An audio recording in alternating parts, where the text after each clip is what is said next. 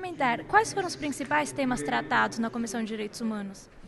Olha, mais uma vez a Comissão de Direitos Humanos se ocupou de casos específicos que têm acontecido nos países membros do Mercosul. Por exemplo, o caso da Milagro Sala, na Argentina, considerada presa política por parte da comunidade política argentina, considerada uma criminosa pela outra parte, e o caso dos presos políticos venezuelanos também considerados criminosos por uma boa parte, né, e por outra parte considerados presos políticos. Nos ocupamos desses casos, mas também tratamos de temas que são transversais a todos os países e para os quais nós temos que dar uma resposta propositiva. Então a Comissão de Cidadania e Direitos Humanos entendeu que a gente não pode perder tempo só com reação às violações de direitos humanos específicas em cada país, mas pensar uma agenda propositiva para toda a comunidade do Mercosul.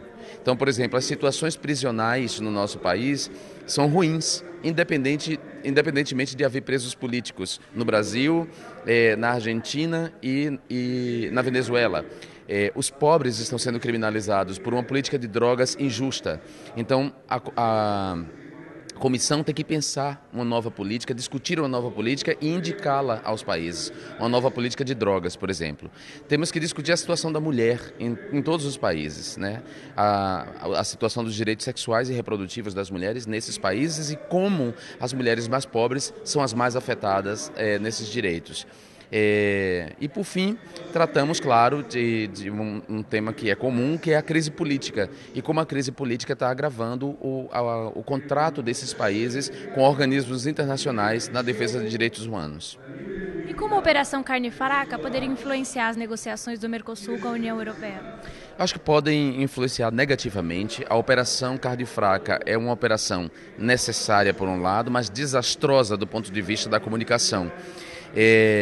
A operação investigou 1 ou 2 frigoríficos em Curitiba e generalizou na hora de divulgar para todos os outros, para toda a indústria alimentícia brasileira.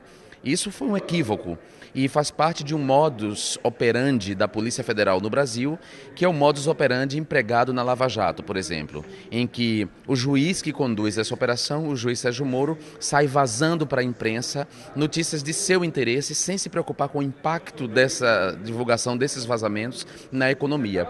O juiz Sérgio Moro é um juiz irresponsável e autoritário e provou seu autoritarismo agora conduzindo coercitivamente um jornalista, porque tecia críticas à sua conduta, e isso é inadmissível. Todos nós nos levantamos contra isso lá no Brasil, todos nós progressistas, inclusive progressistas republicanos, digamos assim, à direita, né? Não só republicanos de esquerda, mas republicanos de direita também se levantaram contra o juiz Sérgio Moro. Ele deu provas de seu autoritarismo e da sua irresponsabilidade, ele já tinha dado antes. Então, nesse sentido, ao generalizar para toda a indústria alimentícia brasileira o que aconteceu com 2 ou 3 frigoríficos, ele acabou comprometendo a economia e as relações do Mercosul com a União Europeia. Então a gente espera que isso seja revisto urgentemente e que ele passe a agir com mais responsabilidade.